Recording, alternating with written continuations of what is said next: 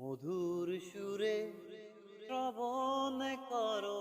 রাসূলুল্লাহ সাল্লাল্লাহু আলাইহি সাল্লামের চাচা আব্বাস বিন আব্দুল মুতালিব ছিলেন বেশ ধনী মানুষ। ইসলামের ইতিহাসে বিখ্যাত বদর যুদ্ধে তিনি মক্কার মুশরিক কুরাইশ সৈন্যদলের সাথে ছিলেন। মক্কা থেকে রওনা হবার আগে গভীর রাতে খুব গোপনে বেশ কিছু সম্পদ তার স্ত্রীর কাছে লুকিয়ে রেখে যান।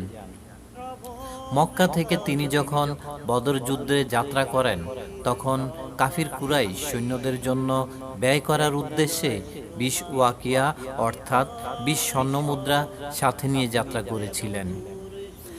কিন্তু সেগুলো ব্যয় করার আগেই তিনি গ্রেফতার হয়ে যান। এ যুদ্ধে পরাজিত মক্কার কুরাইশদের অনেকেই মুসলিমদের হাতে বন্দী হয়েছিল। যুদ্ধবন্দীদের মুক্তিপণ নিয়ে মুক্ত করে দেয়া হয়েছিল। যখন মুক্তিপণ দেওয়ার সময় আসে, তখন তিনি রাসূল সাল্লাল্লাহু আলাইহি সাল্লামকে বলেন, আমি তো মুসলিম ছিলাম। রাসূলুল্লাহ সাল্লাল্লাহু আলাইহি সাল্লাম প্রত্যুত্তরে বললেন, আপনার ইসলাম সম্পর্কে আল্লাহই ভালো জানেন। যদি আপনার কথা সত্য হয়, তবে আল্লাহ আপনাকে এর প্রতিফলন দেবেন। আমরা তো শুধু প্রকাশ্য কর্মকাণ্ডের উপর হুকুম দেব। সুতরাং আপনি আপনার নিজের এবং 2 ভাতিজা আকিল ইবনে আবি তালিব ও নওফেল ইবনে হারিসের মুক্তিপণ পরিশোধ করবেন। আব্বাস আবেদন করলেন, আমার এত টাকা কোত্থেকে আসবে? রাসূলুল্লাহ সাল্লাল্লাহু আলাইহি সাল্লাম বললেন, কেন, আপনার নিকট কি সে সম্পদগুলো নেই যা আপনি মক্কা থেকে রওনা হওয়ার সময় আপনার স্ত্রী উম্মুল ফজলের নিকট রেখে এসেছিলেন এবং বলেছিলেন, আমি যদি এ যুদ্ধে মারা যাই, তাহলে মাল ফজল, আব্দুল্লাহ ও কুসামের সন্তানদেরকে দিও।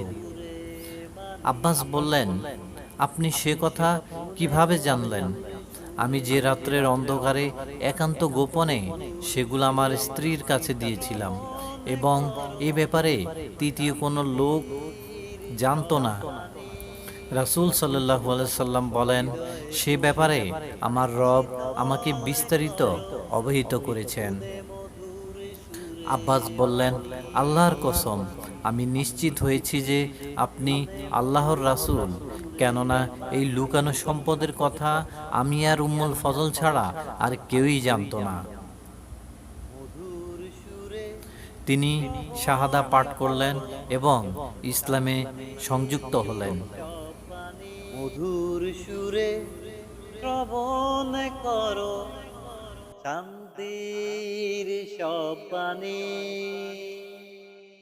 হৃদয়ে তোমার শীতল করো, শুনে মধুর সুরে বাণী। শুনে মধুর সুরে বাণী।